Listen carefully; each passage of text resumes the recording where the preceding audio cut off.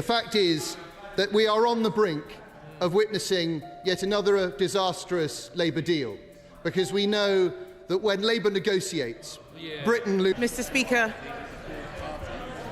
when Labour negotiates, Britain loses. He talks about a hat trick of deals. They are own goals. In 2020, the Conservatives concluded the Trade and Cooperation Agreement, the largest and most comprehensive free trade agreement in the world. We agreed to come back in 5 years to improve terms. This renegotiation should have been an opportunity to improve terms for our country. The terms are improved for the EU. And the Prime Minister can dress it up as much as he wants, but he has failed. It is bad for bills, it is bad for jobs, and it is bad for borders. This is not a deal made for Britain. This is a deal made for Labour's PR, to show them on the world stage. But it is a stitch-up for our country for their short-term headlines. Let's take the Prime Minister's abject failures one by one. First, on fishing. He has given away the prize most desired by EU member states and done so for almost nothing. Mr. Speaker, it is very easy to sign deals if you're prepared to give everything away for pennies. This deal locks out our fishermen until 2038. We are now in a worse position than the Faroe Islands, a set of islands with a population of Scarborough, but who get to have annual negotiations. And the Prime Minister quoted some organisations welcoming his deal. He doesn't listen to them normally, but he left one out deliberately. The National Federation of Fishermen's Organisations, who have described the deal as a surrender and a giveaway. This is a Prime Minister who would pay to give away his family silver. Why is the Prime Minister selling our fishermen down the river? Is it because they don't vote Labour? Sentences in this deal are hopelessly one-sided. We're making payments, but they are offering dialogue and consultation. This is a pitiful return for the country that leaves NATO in Europe with troops on the ground in Estonia defending our allies. Can the Prime Minister tell us why there's not a single word in his statement about the money we will now be sending to Brussels? And can he set out how much those payments will cost taxpayers? Mr. Speaker, in government, details matter, and so does honesty. They're laughing, but this is a bad deal for the country. Look at them. This is how they laughed at the budget. They have no idea what it is they signed up to. He said he would stay out of the single market. He's going into the single market for agri-food, electricity and energy. He said he'd stay out of the customs union, but he is accepting EU tariff rules. How does he plan to stop the EU changing them to our disadvantage? He has no idea, neither do any of them. Because the British people know, Mr. Speaker, when they are being misled. They know that headlines fail. He didn't listen to the CBI on the jobs tax. He didn't listen to the FSB on the family farms tax. This deal has already unravelled. The damage is becoming clear. The political consequences will be huge. And here he is trumpeting his success. And when he stands up in a moment, he'll deflect, he'll dismiss, he'll distract. But we all know the truth. This was a fiction of a speech, a fraud of a deal, a failure of a Prime Minister. Keir Starmer is now facing the most explosive rebellion of his political career. Hours after presenting what was framed as a breakthrough in rebuilding UK-EU relations, his entire strategy has backfired. Badly. Parliament, far from applauding the move, descended into chaos. What began as a calculated diplomatic gesture is now being viewed as an open act of defiance against the Brexit mandate. And that promise has lasted about as long as his commitment to protect pensioners' winter fuel allowance. He said whatever was needed to win power, Mr. Speaker, and now he'll say whatever is needed to keep it, even if it means selling out our sovereignty, our businesses and the public. Our courts surrendering our judicial sovereignty. No, I mean, that's just wrong under the agreement. There's an independent arbitration. It's the same. It's the same as the Windsor framework, which you negotiated.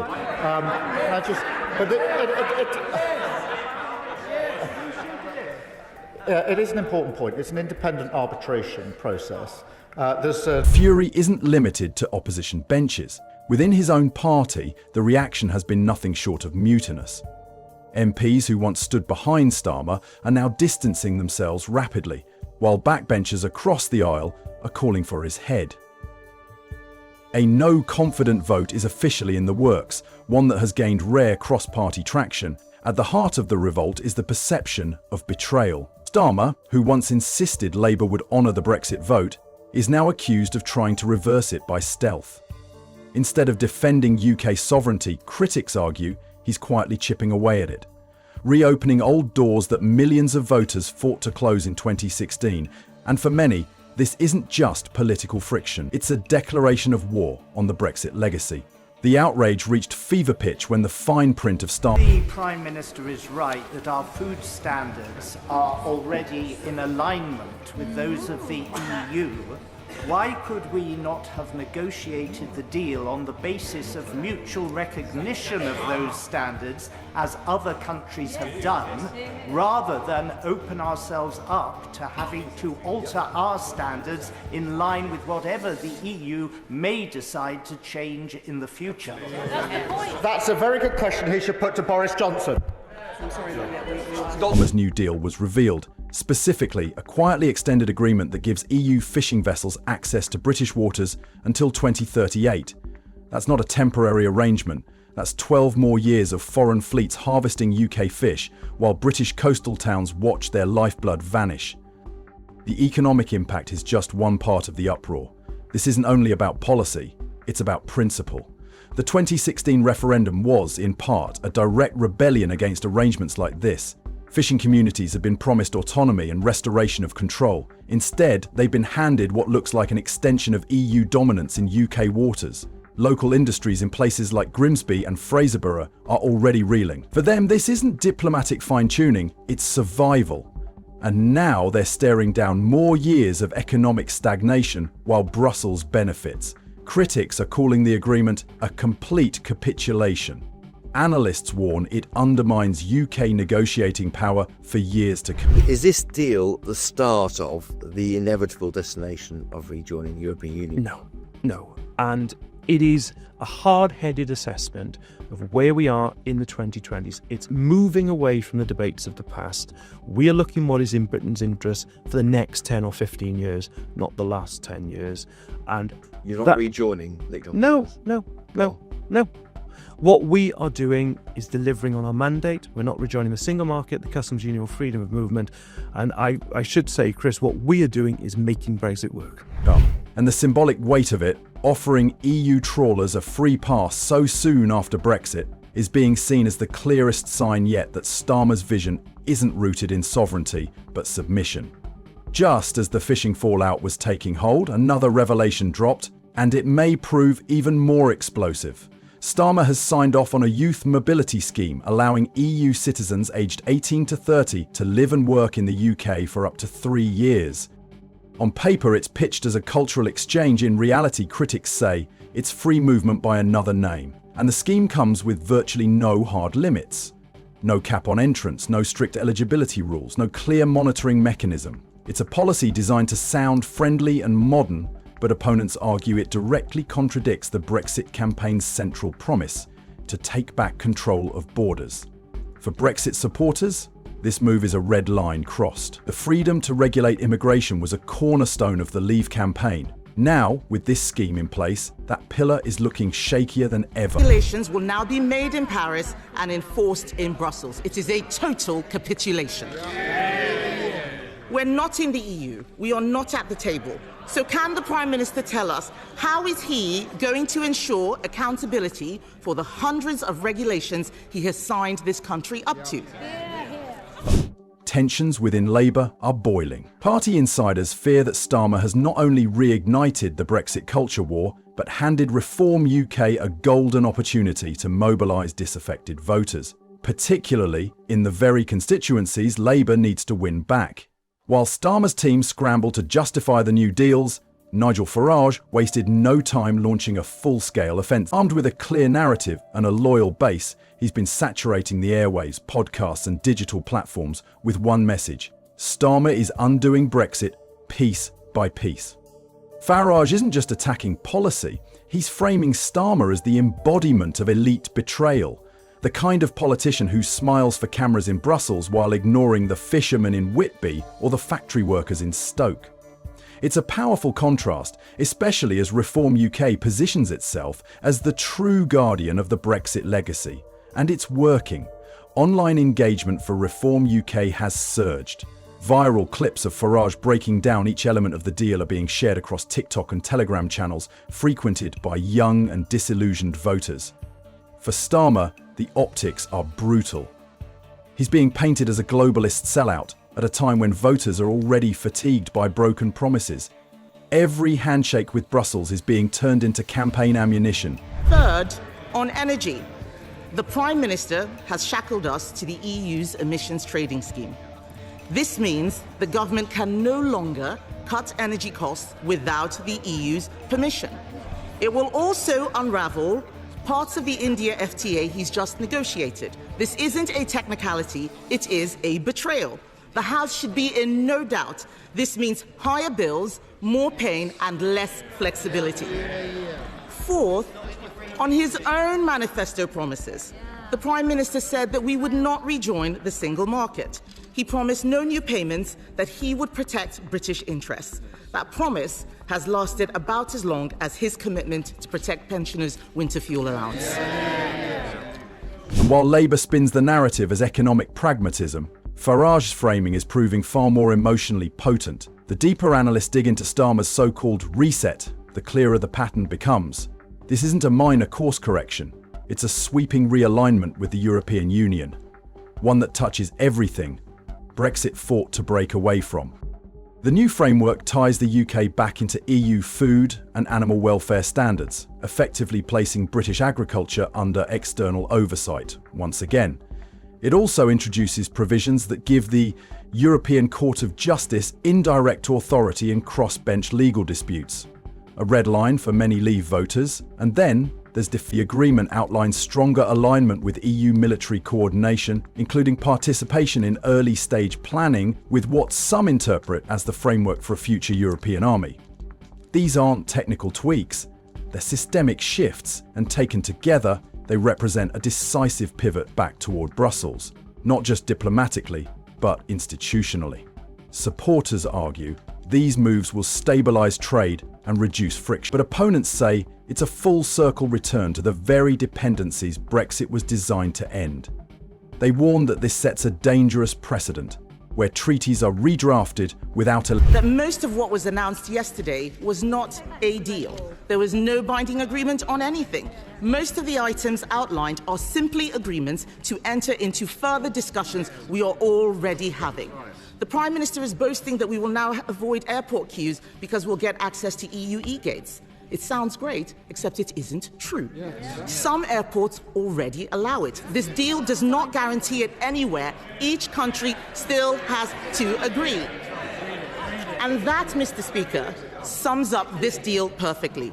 It is a lot of spin to disguise the terrible substance. Having previously ruled out a youth mobility scheme, the Prime Minister is now desperately trying to hide his latest U-turn by rebranding it as an experience. This is risen. We have no details on any cap, no details on any time limit, which begs the question, why is the government talking about increasing migration before it has got a grip on the small boats or the legal migration system? I know the Prime Minister doesn't like answering questions, but people out there want to know, can we have some honesty as to what has been discussed? How many young European workers does the Prime Minister think would be acceptable? And will they be able to bring dependents? Even the defence commitment... Electoral consent and hard-won autonomy is surrendered in the name of political convenience. With the public backlash growing, pressure inside Westminster has hit boiling point. Tory MPs are now openly discussing a formal no-confident motion, while Reform UK is calling for an emergency general election. But what's sending shockwaves through Labour HQ is the internal unrest. Senior party figures once loyal to Starmer are beginning to waver. Whispers have turned into phone calls. Backbenchers are rallying. And reports suggest a growing number of Labour MPs fear that sticking with Starmer could cost them their seats, especially in Brexit voting regions. For some, it's not about ideology anymore, it's political survival. What started as concern has morphed into quiet rebellion. Some Labour MPs are refusing media interviews altogether. Others are subtly distancing themselves from the deal. In private meetings, they've described the agreement as electoral suicide and warned that it could hand Reform UK a surge of first-time voters. Inside those closed-door meetings, Starmer is reportedly furious. Sources say he's lashed out at internal critics, branding them disloyal and threatening deselection. But the damage may already be done. Every day the story dominates headlines, Labour's position weakens, and what Starmer framed as in this deal are hopelessly one-sided. We're making payments, but they are offering dialogue and consultation. This is a pitiful return for the country that leads NATO in Europe with troops on the ground in Estonia defending our allies. Can the Prime Minister tell us why there's not a single word in his statement about the money we will now be sending to Brussels? And can he set out how much those payments will cost taxpayers? Mr. Speaker, in government, details matter, and so does honesty. They're laughing, but this is a bad deal for the country. Look at them. This is how they laughed at the budget. They have no idea what it is they signed up to. He said he would stay out of the single market. He's going into the single market for agri-food, electricity and energy.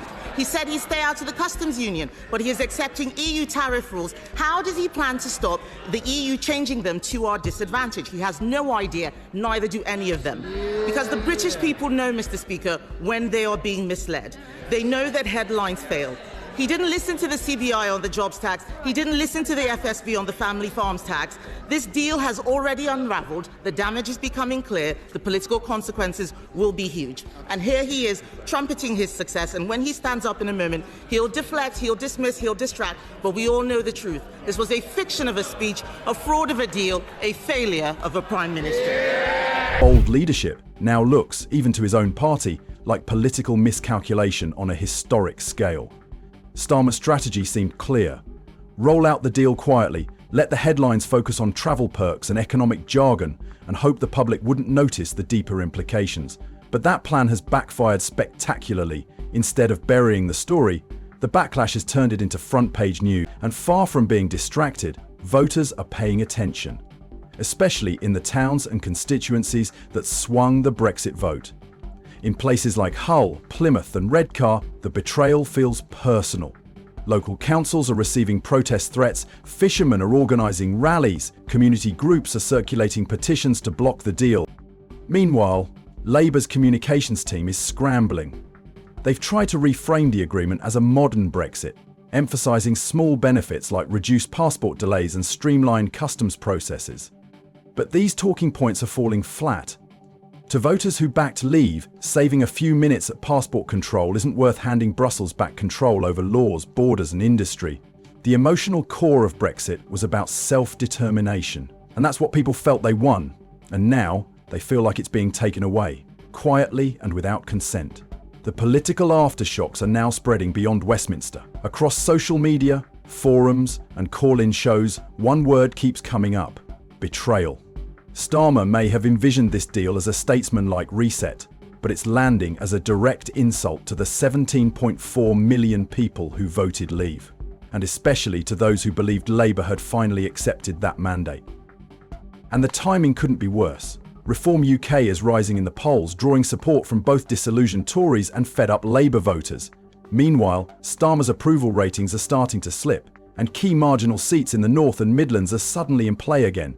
This isn't just a policy debate, it's a foundational crisis about democracy, accountability and trust. By aligning so deeply with EU frameworks on trade, law, defence and migration, Starmer has reignited the very tensions that tore British politics apart in the first place. And as the no-confidence motion gains momentum, his leadership is hanging by a thread. This is more than just political theatre. It's a turning point, one that could fracture Labour, destabilise Parliament and rewrite the roadmap for Britain's future with Europe. If you found this breakdown informative, hit that like button, leave your thoughts in the comments and subscribe to Britain Info for more real-time updates on UK politics. We're here to cut through the noise with facts, context and no filters. Thanks for watching.